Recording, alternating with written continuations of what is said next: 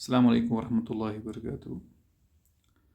Recently हमारा जो जेकेबी constable का एग्ज़ाम था, जो पीटी था उसका और पीएसटी, वो रिसेंटली ख़त्म हुआ जम्मू में। तो फिर वहाँ से भी बहुत सारी बातें या कटअप्स के बारे में बहुत सारा कंटेंट दिया जाता है यूट्यूब पे, और टेलीग्राम पर भी इस पर बहस छिड़ जाती है, क्योंकि ये थोड़ा कॉम्प्लिकेटेड है। दैट्स वाई इस पर बहुत सारी बहस हो रही है इस वक्त।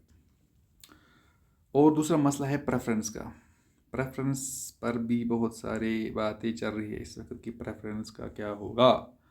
अगर कोई बंदा एग्जीक्यूटिव जाना चाहता है, उसकी पहली प्रेफरेंस वही है, लेकिन वो ओपन मेरिट में आता है, लेकिन उसकी रैंक थोड़ा कम है। फॉर एग्ज़ाम्पल उसकी रैंक उसके मार्क्स 66 है, लेकिन फॉर एग्ज़ाम्पल अगर 68 ओपन मेरिट का कट ऑफ हुआ फॉर एग्जीक्यूटिव, जिसकी फर्स्ट प्रेफरेंस हो, तो बहुत सारे बंदे कहते हैं कि ये जो 67 वाला बंदा है, अगर इसके पास आरबीए कैटेगरी होगी, he will use that RBA category, और वो अपनी डिज़ायर्ड प्रेफरेंस ले सकता है। ठीक है, तो फिर जो आरबीए सीट इसने ली, ये आरबीए सीट फॉर एग्जाम्पल अगर आरबीए की 209 सीट से या ईएसएम को मिलाकर 224 या 225 सीट से, तो फिर 225 वाला बंदा की जगह नहीं बन जाएगी, क्योंकि जो 67 वाला बंदा था ओपन मेरिट का, जिसके पास आरबीए भी थी, उसने आरबीए की कैटेगरी इस्तेमाल की, तो फिर वो एक जो आरबीए का स्लॉट था वो इसने ले लिया। दैट्स वाई 225 वाला बंदा जिसकी 225 रैंक आरबीए में थी, वो बाहर हो गया। इस पर भी बात चल रही है, लेकिन let me analyse few things.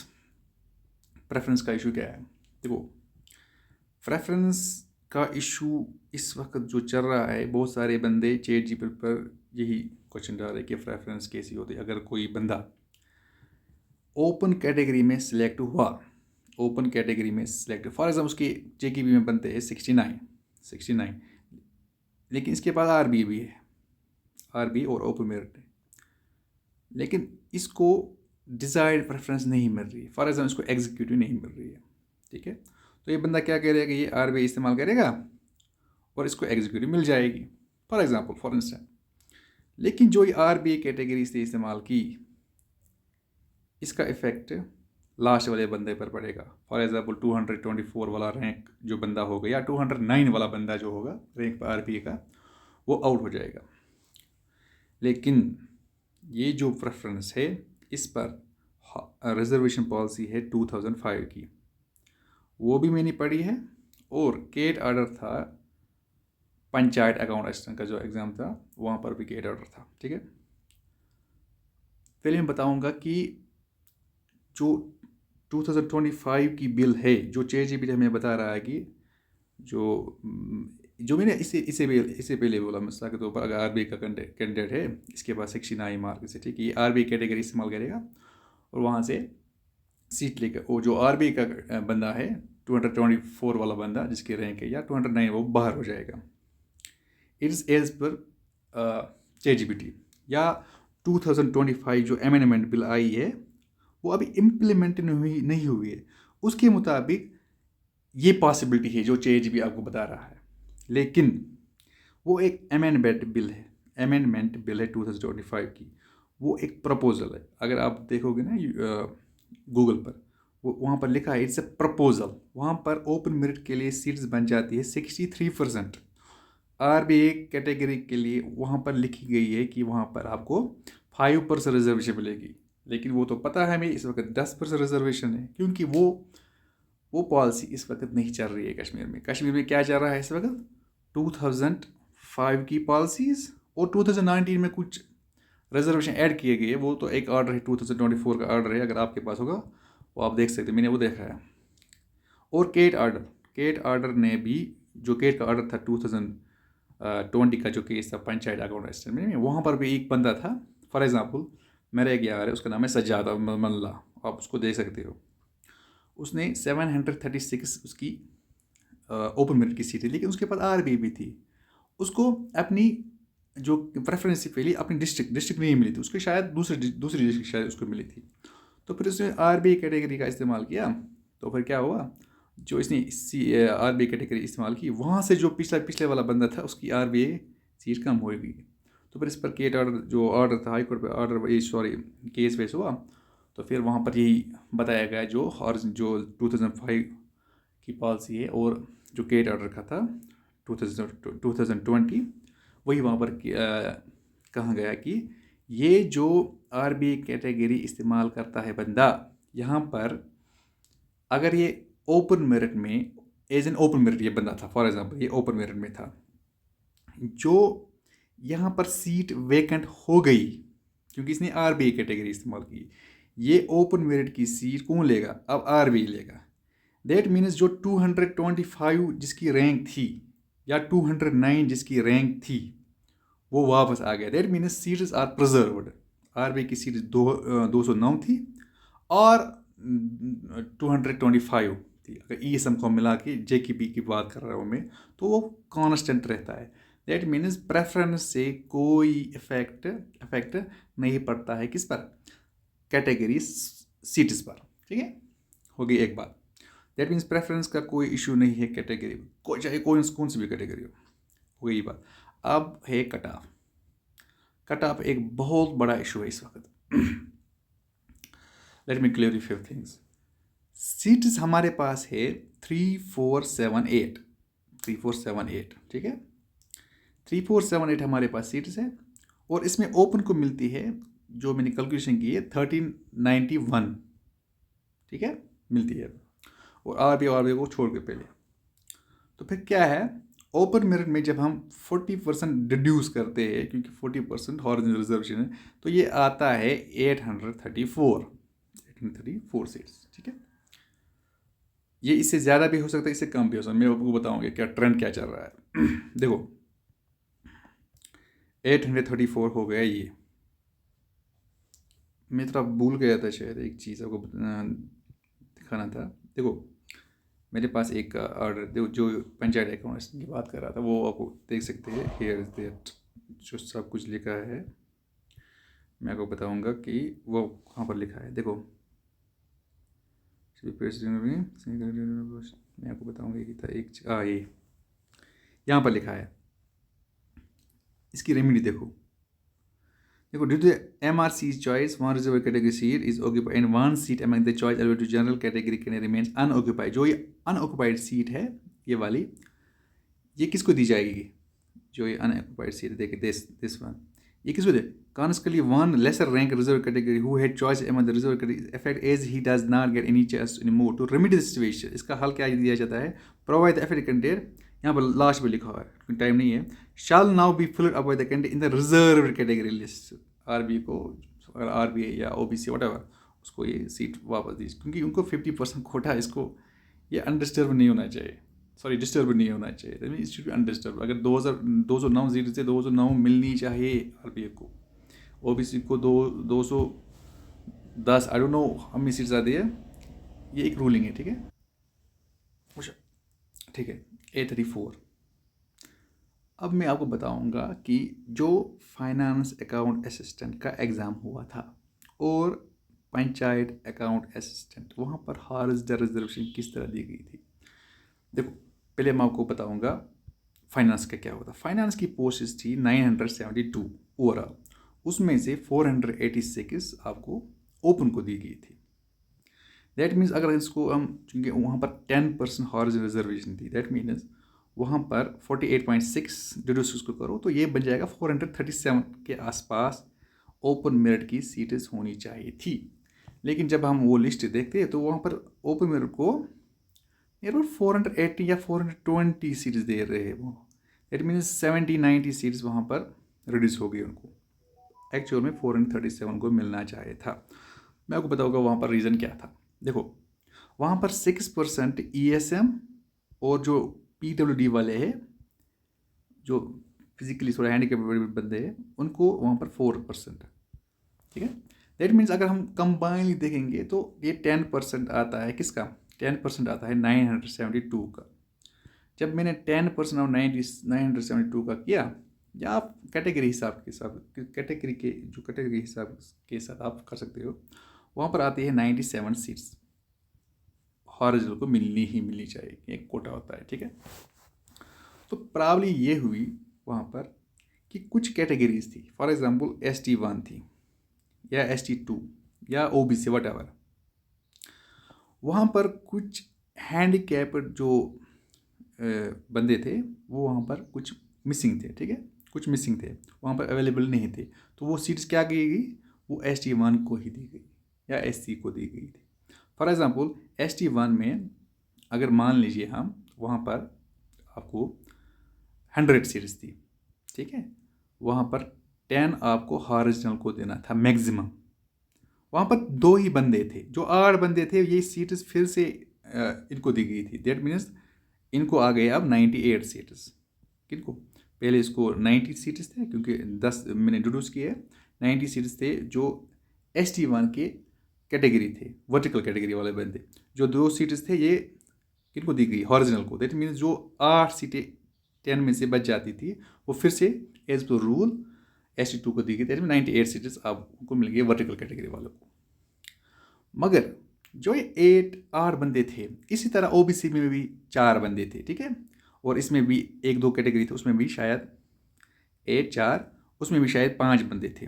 5 ही, मतलब 5 बंदे अनफिल्ड हो रहे थे। यहाँ पर भी 5, यहाँ पर 8 बंदे अनफिल्ड हो रहे थे, यहाँ पर 2 बंदे अनफिल्ड हो रहे थे, which means 17 horizontal seats wire Anfield.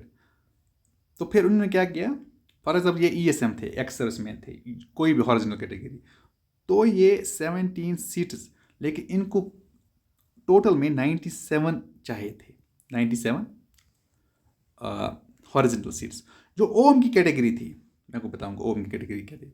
जो OM के हॉरिजॉन्टल बंदे थे वो बराबर थे। फॉर एग्जाम्पल वहाँ पर आपको चाहिए था 48 कैंडिडेट्स वहाँ पर थे, सफिशिएंट बंदे थे वहाँ पर। लेकिन जो ये वर्टिकल कैटेगरी थी except OM, for example RBA, SC, ST whatever, वहाँ पर 17 बच्चे मौजूद नहीं थे हॉरिजॉन्टल बंदे। तो उन्होंने क्या किया, इन्होंने, क्योंकि इनको चाहिए थे 97 बंदे, कूल, यहाँ से 48 बंदे आए ओपन मेरिट से, ठीक है, और यहाँ से भी नियर अबाउट 30 बंदे कहाँ से आए, 30 बंदे आए यहाँ से, जो ये वर्टिकल कैटेगरी मैंने ऊपर बताया आपको, हॉरिजॉन्टल वाले सगरुप ST1 के 5 फिल हुए थे, ठीक है, ऐसे OBC के कुछ बंदे फिल हुए थे, तो वो आ गए थे नियर अबाउट 30 48 + 30 विच मीन्स 78। अभी हमें 20 चाहिए थे। तो इन्होंने क्या किया, क्योंकि यहाँ पर 20 अनफिल्ड थे, वहाँ पर वो मौजूद नहीं थे, तो इनने ओपन मेरिट जो कैंडिडेट थे हॉरिजॉन्टल वाले, उनको उनमें से फिल किया।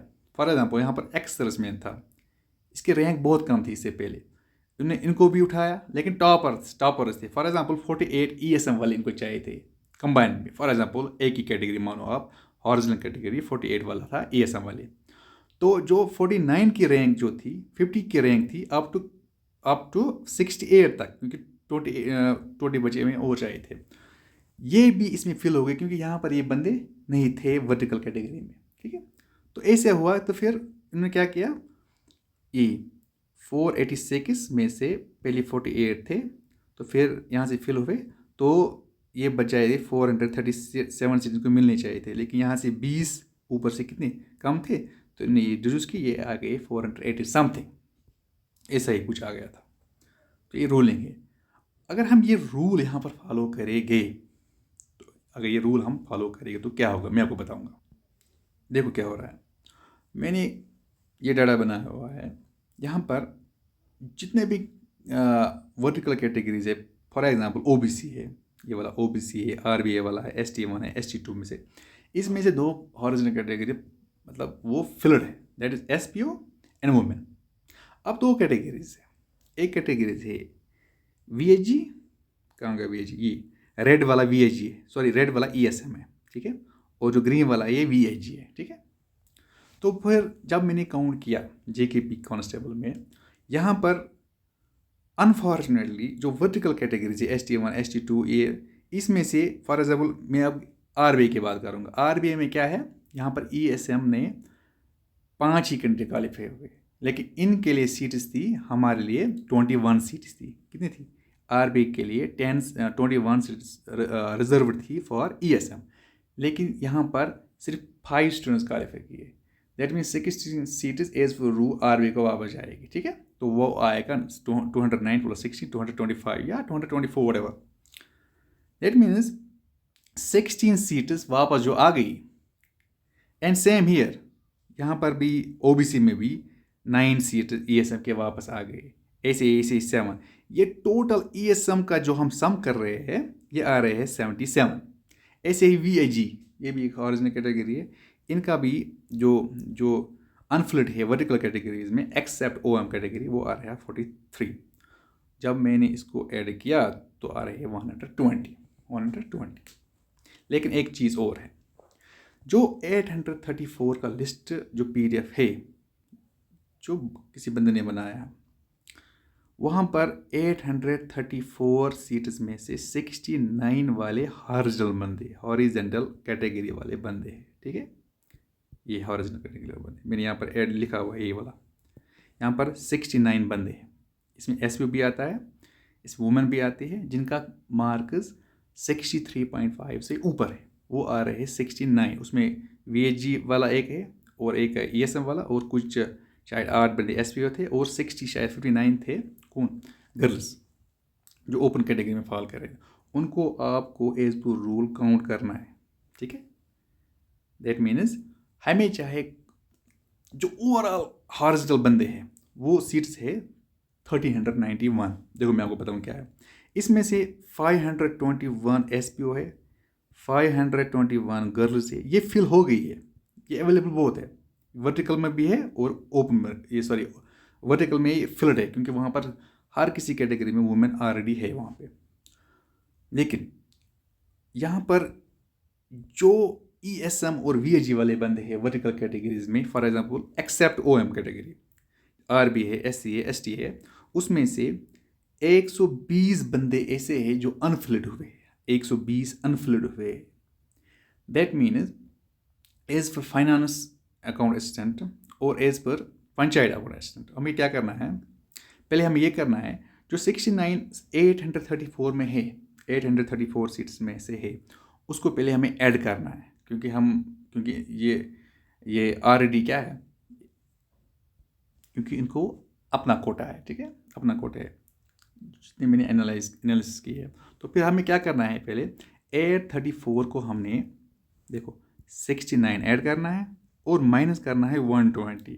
दैट मीन्स अगर वर्स्ट केस सिनेरियो हुआ तो हमें बच जाएगी, एक मिनट में आपने बताया, हमें बचाएगी 783 सीट्स। ठीक है, लेकिन एक और चीज़, वहाँ पर जो नोटिफिकेशन है, एक बंदे ने मुझे एक यार ने, मैं आपको बताऊंगा वो नोटिफिकेशन क्या है। देखो नोटिफिकेशन ये है,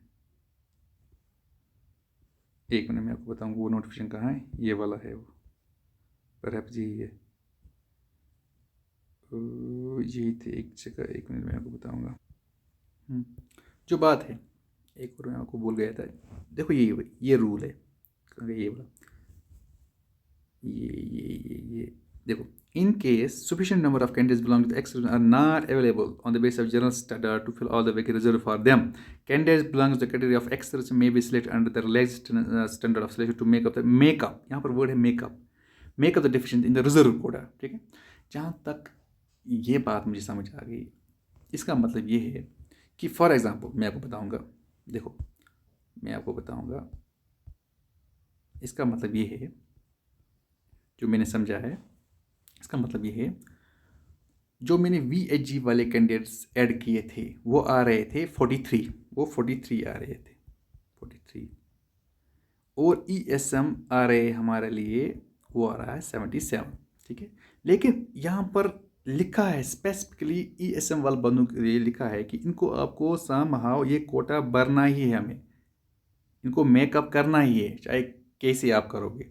दैट मीन्स ईएसएम वाले बंदे, अगर 77 वाले बंदे अनफिल्ड है तो फिर आप ओपन मेरिट जो वैकेंसी है उनमें से आपको इसको माइनस करना है।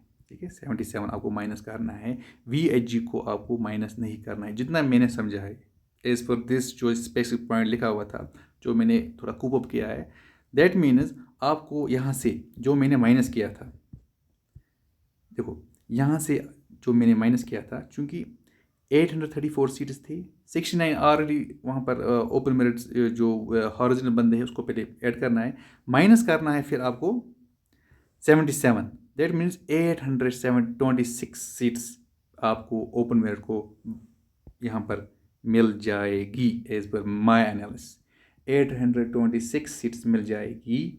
या वर्स्ट केस सिनेरियो में आपको अगर आप VHG को ऐड, VHG जो कैंडिडेट्स अगर उनको भी आप ऐड करोगे, सॉरी माइनस करोगे, तो 783 सीट्स वर्स्ट केस सिनेरियो में आपको बन सकता है। लेकिन जो मेरी एनालिसिस से 826 एटलीस्ट बननी चाहिए, वरना अगर JK SSB थोड़ा नीचे गिरा, that means 783 seats open merit को बन जाएगी। तो फिर आपको RBI कैंडिडेट्स हो या फिर बहुत सारे जो वर्टिकल कैटेगरीज है, वो अकॉर्डिंगली वहाँ से अपनी कैटेगरी को काउंट कर सकते हैं, 783 से ऊपर कितनी उनकी रैंक बन जा रही है और 826 से ऊपर कितनी रैंक बन जा रही है, यही कटा बन जाएगा। दैट वाज माय एनालिसिस, क्योंकि ये थोड़ा चक्कर इसमें बहुत चल रहा था, that's why I made a video. ये कोई चैनल नहीं है, ये जस्ट थोड़ा स्ट्रेस लेवल बहुत ऊपर हो गई थी बहुत सारे बंदों को। So this is my analysis, अगर कुछ हो तो यू कैन कमेंट। बाकी अस्सलाम वालेकुम।